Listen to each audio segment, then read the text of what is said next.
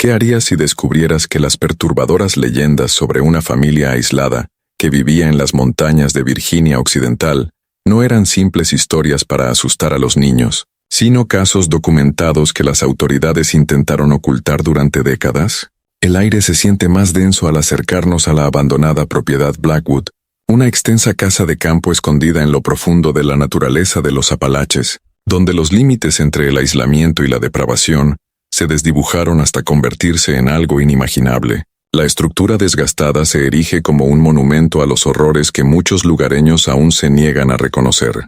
Las vigas de madera crujen bajo el peso de secretos que abarcan 3 generaciones. El primer registro oficial de la familia Blackwood aparece en el registro del condado de 1903, cuando Thomas Blackwood compró casi 500 acres de bosque remoto, con dinero en efectivo, cuyo origen nadie pudo explicar. Según la documentación de la Oficina de Tierras, Blackwood llegó con su esposa Martha y sus 7 hijas, todas entre los 4 y los 16 años.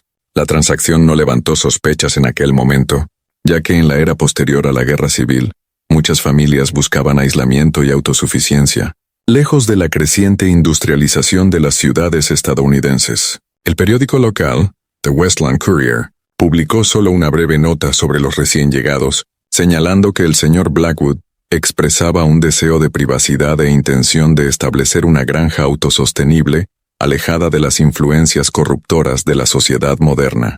El exsecretario del condado, Harold Jennings, cuyo abuelo procesó la escritura original, proporcionó a nuestro equipo de investigación documentos amarillentos del archivo familiar. Los papeles revelan que Blackwood pagó casi el doble del precio solicitado por la tierra, con la condición de que no se hicieran preguntas sobre su residencia u ocupación anteriores. Las notas personales del secretario, nunca antes hechas públicas, indican que su impresión del patriarca era la de un hombre de presencia intimidante, con extrañas nociones religiosas, que mantenía a sus hijas inusualmente calladas y obedientes. La documentación muestra que Martha Blackwood firmó su parte de los papeles con una simple X, lo que sugiere analfabetismo, o quizá algo más inquietante acerca de su papel dentro de la estructura familiar. Los Blackwood no perdieron tiempo en establecer su aislamiento. En pocos meses habían construido una gran casa de 2 pisos y varias dependencias sin contratar mano de obra local. Los registros de entregas de la tienda general de Westland muestran enormes pedidos de suministros, herramientas y materiales de construcción que habrían requerido una considerable fuerza laboral para transportarse por los sinuosos caminos de montaña. Sin embargo, nadie reportó haber visto a otra persona que no fuera Thomas Blackwood recoger esos pedidos. Los libros de contabilidad recuperados de la Sociedad Histórica del Condado revelan anotaciones que cuestionaban cómo un solo hombre podía haber transportado cargas tan pesadas por sí mismo, en particular objetos como estufas de hierro fundido y armazones de cama que normalmente requerían varios cargadores. El excartero Elijah Crawford, cuyo padre atendía la ruta que incluía la propiedad Blackwood, compartió un inquietante detalle del diario de su padre. Escribió que en 3 años de entregas, nunca vio a ninguna de las mujeres o niñas, a pesar de escuchar voces femeninas dentro de la casa. El señor Blackwood siempre lo recibía en el borde de la propiedad, sin permitirle acercarse a la vivienda principal. El cartero señaló que el hombre parecía inusualmente preocupado por los documentos oficiales. Se suscribía a múltiples periódicos, pero rechazaba cualquier correspondencia que requiriera firmas o registros. Sin embargo, hubo un detalle que lo perturbó aún más.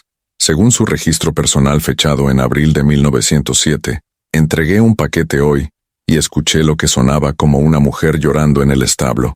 Al preguntar, Blackwood lo explicó como un ternero recién separado de su madre, pero he presenciado suficientes partos de ganado para distinguir entre el sufrimiento animal y la angustia humana. Algo no está bien allí arriba, pero sin causa ni orden judicial, no hay nada que pueda hacerse. La primera indicación real de que algo siniestro ocurría en la propiedad Blackwood llegó en el invierno de 1908, casi 5 años después de su llegada. Según los registros médicos conservados en el archivo estatal, el médico local, el Dr. Samuel Porter, fue llamado a la finca para atender lo que se describió como un parto complicado. Las detalladas notas del doctor, selladas hasta 1965 debido a su naturaleza delicada, describen su llegada a la granja durante una tormenta de nieve, donde descubrió que no era Martha Blackwood quien estaba de parto, sino la hija mayor Catherine, de 21 años. El diario del doctor, ahora resguardado en la colección histórica médica del estado, contiene esta inquietante entrada. La joven estaba claramente en un estado de gran sufrimiento, tanto físico como emocional. Tras examinarla, determiné que no era su primer embarazo, a pesar de no existir registros de su matrimonio en el condado. Cuando pregunté por el padre, el señor Blackwood se mostró hostil y me recordó que mi deber era con la paciente, no con cuestiones de moralidad. Lo que más me perturbó fue la reacción de la joven cuando su padre entró en la habitación. Un temblor visible que sugería terror más que la comodidad que se esperaría de un progenitor en tal situación. Las notas del doctor Porter continúan con los detalles médicos del parto, que resultó en un varón sano. Sin embargo, el párrafo final de su informe contiene una observación que más tarde se volvería central en la investigación. Al marcharme, noté a otras 6 jóvenes observando desde las sombras del pasillo, al menos 2 de ellas en distintas etapas de embarazo. Cuando intenté hablar con ellas, el señor Blackwood me escoltó firmemente fuera de la propiedad, advirtiéndome que no regresara sin invitación. Tengo serias preocupaciones sobre el bienestar de estas mujeres, pero me encuentro sin recursos en un lugar tan remoto donde la ley rara vez llega. Al parecer, las inquietudes del doctor llegaron hasta el sheriff local, ya que los registros del condado indican que el alguacil adjunto William Hargrove realizó una investigación superficial al mes siguiente. Su informe oficial, de apenas 3 oraciones, establece únicamente que encontró a la familia Blackwood reservada pero sin señales evidentes de angustia y que no observó pruebas de criminalidad. Testimonios posteriores revelarían que Blackwood había estado haciendo importantes contribuciones anuales tanto al fondo de reelección del sheriff como a las obras benéficas privadas de los comisionados del condado, creando un preocupante patrón de negligencia oficial que continuaría durante años. Lo que se descubrió después cambiaría por completo la manera en que los investigadores comprendían la profundidad del aislamiento que la familia Blackwood soportaba. En el otoño de 1910, un cazador local, Jonas Miller, tropezó con un tosco cementerio en el límite de la propiedad Blackwood. Oculto bajo la maleza y marcado únicamente con cruces de madera rústica que llevaban solo fechas, sin nombres, Miller contó 11 tumbas, algunas de tamaño muy pequeño. Según su declaración jurada, presentada años después durante la investigación oficial, Miller informó de su hallazgo al sheriff Taylor, quien supuestamente respondió que lo que los Blackwood hagan en sus tierras es asunto suyo, especialmente cuando se trata de entierros familiares. El descubrimiento de Miller quizá habría quedado como una perturbadora nota al pie de no ser por la sequía de 1911, que obligó a los Blackwood a aventurarse más allá de su propiedad en busca de agua. Fue durante una de estas salidas que Elizabeth Blackwood, de 16 años y la hija menor, se encontró con un vendedor ambulante de Biblias llamado George Hartford. El detallado relato de Hartford, conservado en una serie de cartas dirigidas a su hermano, describe a una joven dolorosamente tímida, sin conocimiento del mundo exterior, que le suplicó libros, pero le insistió en que nunca mencionara su encuentro a su padre. Hartford, preocupado por el evidente miedo y aislamiento de la muchacha, organizó dejar un paquete de libros oculto bajo una formación rocosa, característica cerca del límite de la propiedad. Durante los siguientes 2 meses, él y Elizabeth intercambiaron cartas escondidas en ese mismo lugar, en las que la joven fue revelando poco a poco detalles espeluznantes sobre la vida en la casa Blackwood. Estas cartas, recuperadas más tarde durante la investigación, contienen el primer testimonio directo sobre la verdadera naturaleza de la existencia de la familia. Padre dice que el mundo exterior está lleno de pecado y corrupción, y que Dios le ha ordenado crear un linaje puro con su propia sangre, escribió Elizabeth en un pasaje particularmente perturbador. Cuando cada una de mis hermanas cumplió 13 años, fueron llevadas a la habitación especial en el ala este, donde Padre dice que deben cumplir su propósito divino. Madre intentó detenerlo una vez hace años, cuando comenzó con Catherine, pero Padre la encerró en el sótano de raíces durante tanto tiempo que, cuando salió, nunca volvió a hablar contra él. Las cartas de Elizabeth describen un hogar gobernado por una estricta doctrina religiosa inventada por Thomas Blackwood, centrada en su creencia de que el apocalipsis era inminente y que solo su linaje purificado sobreviviría. Mencionaban múltiples embarazos entre las 7 hijas, con muchos de los niños resultantes muriendo en la infancia debido a lo que Elizabeth llamaba la enfermedad que viene de la sangre de padre al mezclarse demasiado consigo misma. Esos bebés eran enterrados en el cementerio que el cazador había descubierto, mientras que los hijos sobrevivientes eran criados para continuar lo que Blackwood llamaba el gran experimento de Dios en la pureza. Pero había un detalle aún más perturbador que Elizabeth reveló en su última carta. Padre ha comenzado a preparar a mi sobrino Thomas Jr. para sus deberes sagrados cuando cumpla 16 años el próximo año. Dice que el linaje debe continuar incluso si algo le sucede a él. No soporto pensar que el hijo de mi hermana esté siendo enseñado para continuar con esta abominación. Estoy planeando escapar durante la expedición de recolección de primavera, e intentaré llevar conmigo a tantos de los niños pequeños como pueda. Si no recibes noticias mías para el 1 de mayo, por favor alerta a las autoridades en Charleston, no al sheriff local que ha sido pagado por su silencio. Hartford nunca recibió otra carta. Según su testimonio, esperó hasta el mediodía antes de viajar a la sede del condado en Charleston para informar sus preocupaciones a las autoridades estatales. La investigación resultante se retrasó debido a disputas de jurisdicción y al estallido de la Primera Guerra Mundial, que desvió recursos y atención de los asuntos internos. No fue hasta 1915 que se lanzó una investigación adecuada, dirigida por el investigador estatal James Morrison, cuyas meticulosas notas constituyeron la columna vertebral de lo que hoy se sabe sobre el caso. La investigación de Morrison comenzó con entrevistas en las comunidades vecinas, donde descubrió un patrón de conocimiento local y una ignorancia deliberada sobre la situación de los Blackwood. Según sus notas, los residentes del condado de Westland habían construido un elaborado sistema de justificaciones para ignorar lo que muchos sospechaban que ocurría en la propiedad. Algunos aludían al respeto por la privacidad y la libertad religiosa. Otros temían el temperamento violento que se rumoreaba sobre Thomas Blackwood, pero lo más preocupante era la cantidad de personas que se habían beneficiado económicamente de la aparente riqueza de Blackwood, incluidos varios funcionarios del condado, que deberían haber sido los más vigilantes. Armado con las cartas de Hartford y el creciente testimonio de la comunidad, Morrison obtuvo una orden para inspeccionar la propiedad Blackwood en junio de 1915. Su informe oficial, más tarde clasificado hasta 1967, debido a su contenido perturbador, describe lo que su equipo descubrió al llegar. La casa principal fue encontrada abandonada, con pruebas que sugerían una partida apresurada aproximadamente 2 semanas antes de su llegada.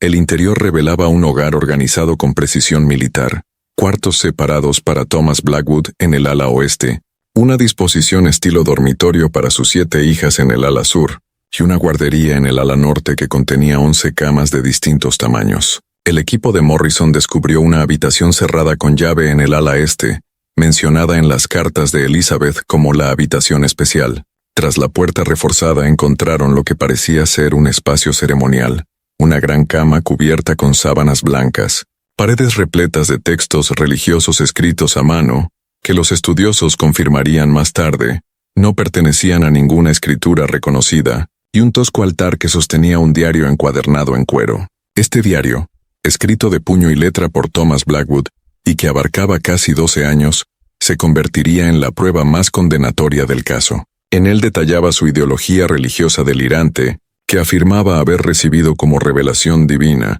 durante una fiebre en 1902. Escribía sobre haber sido elegido para purificar a la humanidad mediante líneas de sangre controladas y describía con minucioso detalle clínico su programa de cría con sus propias hijas, incluyendo calendarios, registros de fertilidad y perturbadoras notas sobre qué combinaciones producían ejemplares superiores. Lo más escalofriante eran sus planes para la siguiente generación, en los que pretendía que sus nietos continuaran el linaje con sus propias madres y hermanas, una vez alcanzaran la madurez. Sin embargo, el equipo de Morrison descubrió algo aún más perturbador que el diario. Detrás de una pared falsa en el sótano, encontraron a Martha Blackwood, la esposa de Thomas, encadenada a una viga de soporte y en un estado de extrema desnutrición y trauma psicológico. Según el informe del médico forense, había permanecido en esas condiciones durante aproximadamente 7 años, alimentada apenas lo suficiente para mantenerla con vida, pero sometida a una prolongada privación sensorial y abusos. Al ser interrogada, solo pudo ofrecer información fragmentada, repitiendo constantemente que Thomas decía que era la voluntad de Dios y que las niñas habían dejado de llorar después del primer año. El testimonio de Martha Blackwood, recogido en fragmentos a lo largo de varias semanas conforme se estabilizaba su condición, reveló que Thomas había comenzado su obra divina, incluso antes de su llegada a Virginia Occidental, con la hija mayor, Catherine, que ya había dado a luz a un niño antes de que compraran la propiedad. Según Martha, en 1908 había intentado huir con los niños, lo que resultó en su encarcelamiento en el sótano.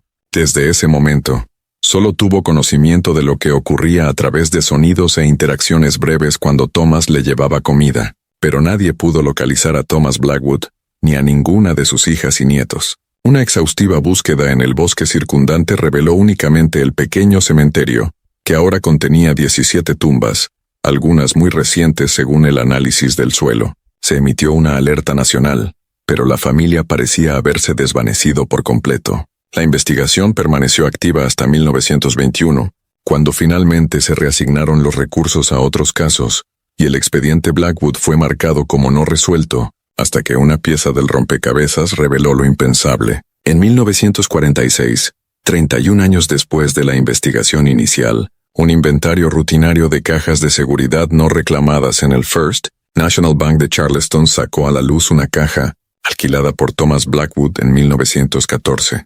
Dentro había un mapa, detallado que mostraba la ubicación de 3 propiedades adicionales compradas bajo distintos nombres en Tennessee, Kentucky y Carolina del Norte, junto con documentos que establecían nuevas identidades para cada una de sus hijas y sus hijos. Lo más inquietante era una carta dirigida a quien descubra esto, en la que Blackwood se jactaba de que su linaje divino continuaría sin ser detectado, extendiéndose por la región como parte de su visión apocalíptica. Según los registros del FBI desclasificados en 1975, se formó un grupo especial para investigar esas propiedades y localizar a los posibles sobrevivientes de la familia Blackwood. Lo que encontraron fue una compleja red de comunidades aisladas, cada una originalmente centrada en una de las hijas de Blackwood y sus hijos, a quienes se les había enseñado a continuar la práctica de la procreación endogámica. Para cuando las autoridades intervinieron, el linaje Blackwood se había expandido a casi 100 individuos, repartidos en 4 estados, muchos de ellos con graves trastornos genéticos y discapacidades cognitivas, resultantes de generaciones de consanguinidad. La doctora Eleanor Richards, quien formaba parte del equipo médico que examinó a los descendientes Blackwood, ofreció esta valoración en su informe al Departamento de Salud. El daño físico y psicológico observado en estos individuos representa uno de los casos más graves de aislamiento genético prolongado y endogamia en la literatura médica moderna. Muchos presentan anomalías faciales características, reducción de la función cognitiva y una serie de trastornos congénitos que requerirán cuidados de por vida. Quizás lo más inquietante sean los efectos psicológicos del abuso e aislamiento multigeneracional, que han creado una población completamente desvinculada del desarrollo social normal y de la comprensión del mundo exterior.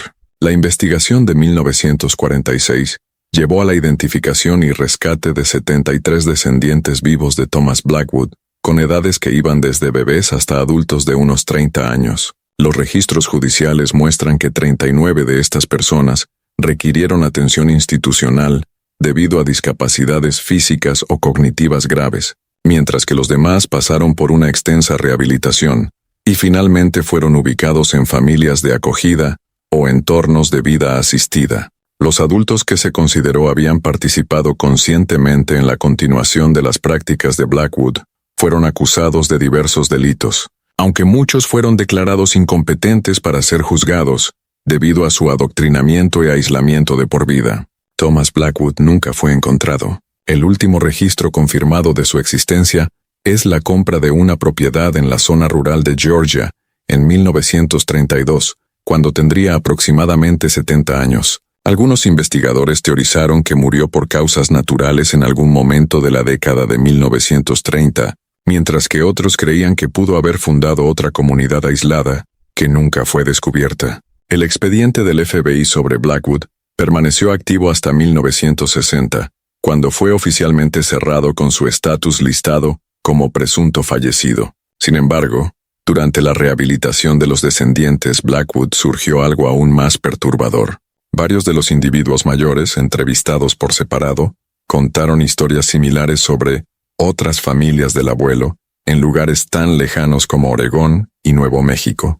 Según sus testimonios, Thomas Blackwood hablaba de 17 ramas del linaje puro establecidas en todo Estados Unidos, cada una ignorando la existencia de las demás, pero siguiendo las mismas prácticas descritas en su doctrina religiosa. Ethel Jenkins, una trabajadora social que pasó 5 años con los descendientes rescatados, registró esta escalofriante declaración de una de las mujeres mayores. El abuelo nos dijo que cuando llegaran los tiempos finales, todas las ramas de la familia se reconocerían entre sí por la marca que todos llevamos, y juntos heredaríamos la tierra purificada. Dijo que ya éramos cientos, todos viviendo según el camino verdadero, todos manteniendo la pureza de la sangre como él lo ordenó. Los analistas del FBI determinaron que la mujer probablemente estaba repitiendo propaganda utilizada para controlar a la familia, más que relatando hechos. Sin embargo, los investigadores realizaron indagaciones discretas en varios estados del oeste, basándose en la información proporcionada. Según informes fuertemente censurados, descubrieron 2 pequeñas comunidades en zonas rurales de Oregón y Arizona, con patrones inusuales de trastornos genéticos y aislamiento social, aunque no pudieron vincularlas de manera concluyente con Thomas Blackwood, debido a limitaciones legales y de recursos. Estas investigaciones nunca fueron plenamente perseguidas. El caso de la familia Blackwood representa uno de los ejemplos más perturbadores de abuso familiar y aislamiento en la historia de Estados Unidos. Todo esto fue posible gracias a una combinación de aislamiento geográfico, indiferencia comunitaria y negligencia institucional. La magnitud completa de las actividades de Thomas Blackwood quizá nunca se conozca, ya que muchos registros fueron sellados durante décadas para proteger la privacidad de sus víctimas y descendientes.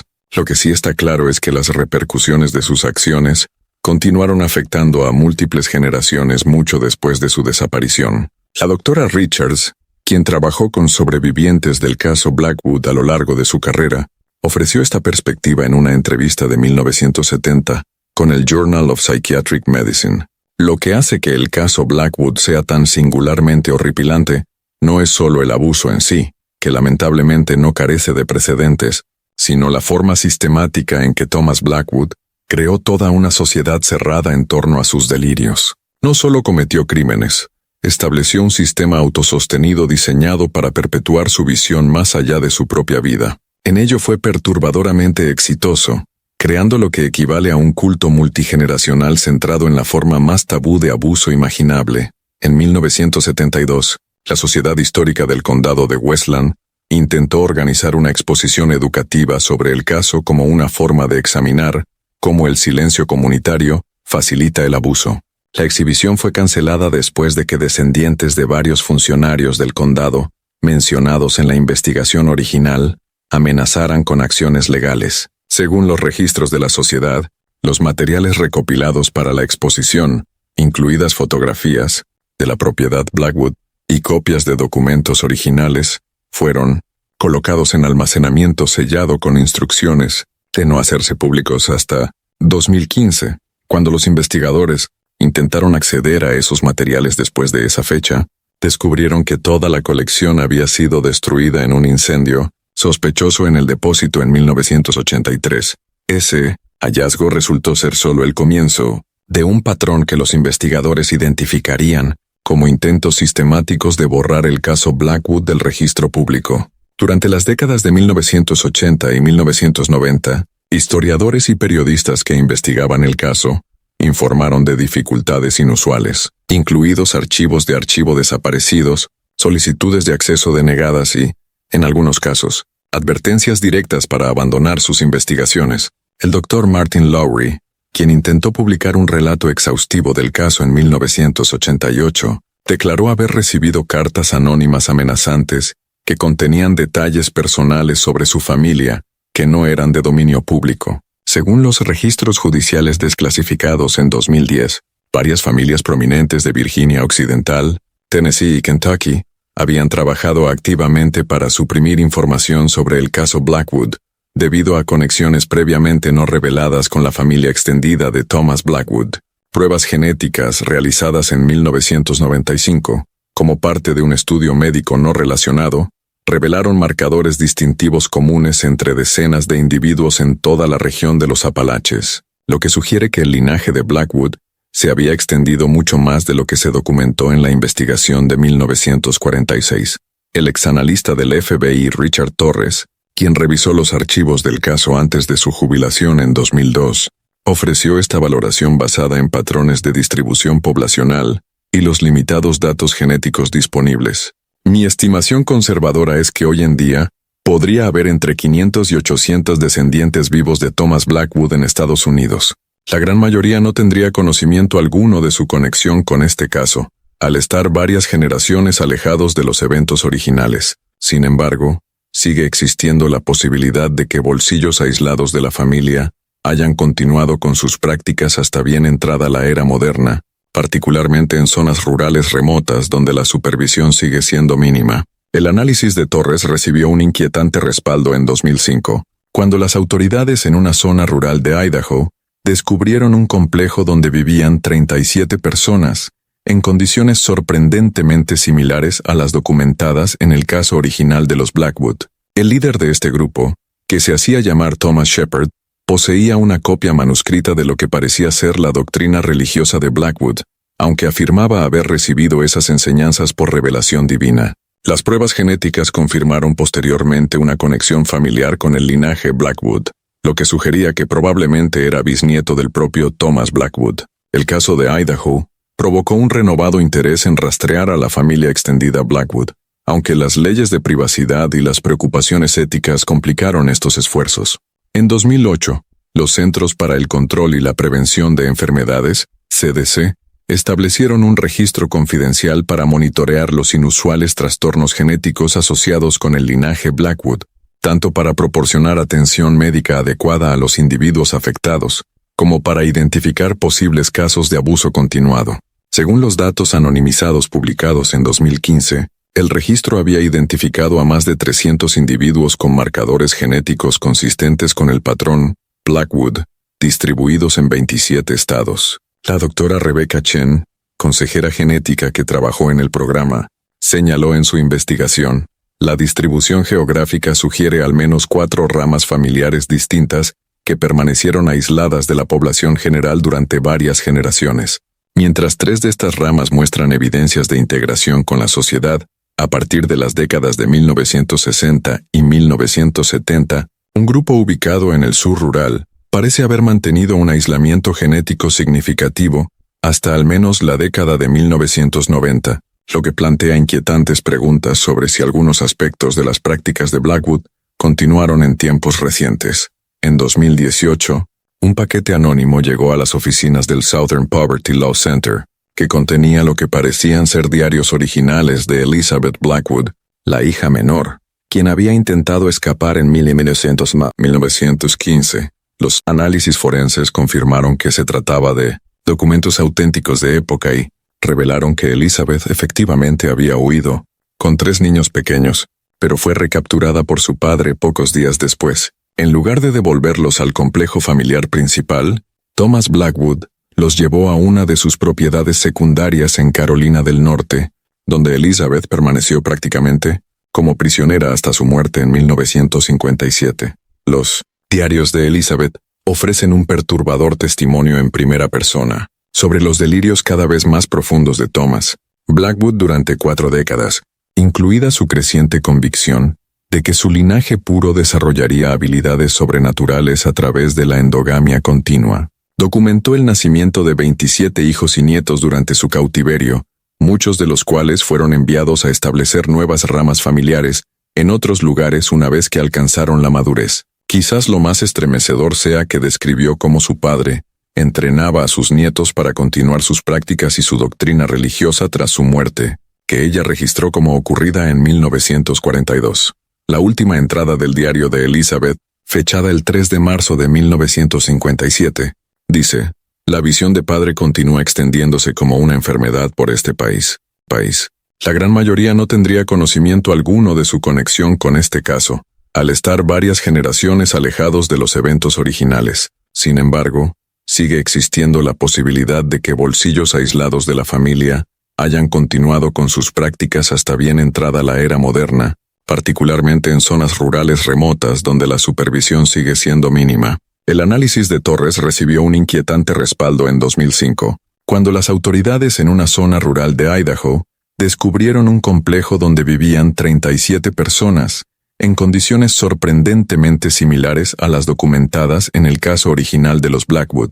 El líder de este grupo, que se hacía llamar Thomas Shepard, poseía una copia manuscrita de lo que parecía ser la doctrina religiosa de Blackwood, aunque afirmaba haber recibido esas enseñanzas por revelación divina. Las pruebas genéticas confirmaron posteriormente una conexión familiar con el linaje Blackwood, lo que sugería que probablemente era bisnieto del propio Thomas Blackwood. El caso de Idaho provocó un renovado interés en rastrear a la familia extendida Blackwood, aunque las leyes de privacidad y las preocupaciones éticas complicaron estos esfuerzos.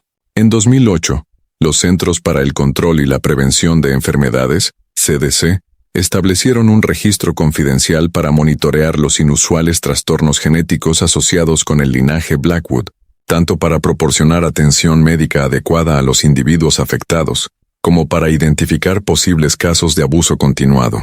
Según los datos anonimizados publicados en 2015, el registro había identificado a más de 300 individuos con marcadores genéticos consistentes con el patrón Blackwood, distribuidos en 27 estados. La doctora Rebecca Chen, consejera genética que trabajó en el programa, señaló en su investigación: la distribución geográfica sugiere al menos 4 ramas familiares distintas que permanecieron aisladas de la población general durante varias generaciones. Mientras 3 de estas ramas muestran evidencias de integración con la sociedad, a partir de las décadas de 1960 y 1970, un grupo ubicado en el sur rural parece haber mantenido un aislamiento genético significativo hasta al menos la década de 1990, lo que plantea inquietantes preguntas sobre si algunos aspectos de las prácticas de Blackwood continuaron en tiempos recientes. En 2018, un paquete anónimo llegó a las oficinas del Southern Poverty Law Center, que contenía lo que parecían ser diarios originales de Elizabeth Blackwood, la hija menor, quien había intentado escapar en 1915. Los análisis forenses confirmaron que se trataba de documentos auténticos de época y revelaron que Elizabeth efectivamente había huido, con 3 niños pequeños, pero fue recapturada por su padre pocos días después. En lugar de devolverlos al complejo familiar principal, Thomas Blackwood los llevó a una de sus propiedades secundarias en Carolina del Norte, donde Elizabeth permaneció prácticamente como prisionera hasta su muerte en 1957. Los diarios de Elizabeth ofrecen un perturbador testimonio en primera persona sobre los delirios cada vez más profundos de Thomas Blackwood durante 4 décadas, incluida su creciente convicción de que su linaje puro desarrollaría habilidades sobrenaturales a través de la endogamia continua. Documentó el nacimiento de 27 hijos y nietos durante su cautiverio, muchos de los cuales fueron enviados a establecer nuevas ramas familiares en otros lugares una vez que alcanzaron la madurez. Quizás lo más estremecedor sea que describió cómo su padre entrenaba a sus nietos para continuar sus prácticas y su doctrina religiosa tras su muerte, que ella registró como ocurrida en 1942. La última entrada del diario de Elizabeth, fechada el 3 de marzo de 1957, dice: la visión de padre continúa extendiéndose como una enfermedad por este país. Escucharon los llantos y miraron hacia otro lado. Así es como el mal echa raíces y crece, no solo a través de quienes lo cometen, sino de quienes eligen no verlo. Mientras nuestro equipo de investigación recogía sus cosas para marcharse del sitio cubierto de maleza, donde alguna vez estuvo la casa Blackwood, una residente local llamada Martha Jenkins se acercó con una desgastada bolsa de cuero que había estado en su familia durante generaciones. Dentro había una fotografía descolorida que mostraba a un hombre barbudo rodeado de 7 jóvenes de expresión vacía, todas vestidas con idénticos trajes caseros. Mi abuela fue la partera que asistió a algunos de los partos antes de que el Dr. Porter se involucrara, explicó. Guardó esa imagen como evidencia en caso de que algún día alguien viniera a preguntar, pero nadie lo hizo durante tantos años que, con el tiempo, la gente dejó de hablar del tema por completo. Jenkins señaló una cresta boscosa visible desde donde estábamos. Todavía hay personas en esas colinas que no bajan más que para conseguir provisiones, quizás una vez al año. Nadie pregunta de dónde vienen ni quiénes son sus parientes. Así han sido siempre las cosas por aquí.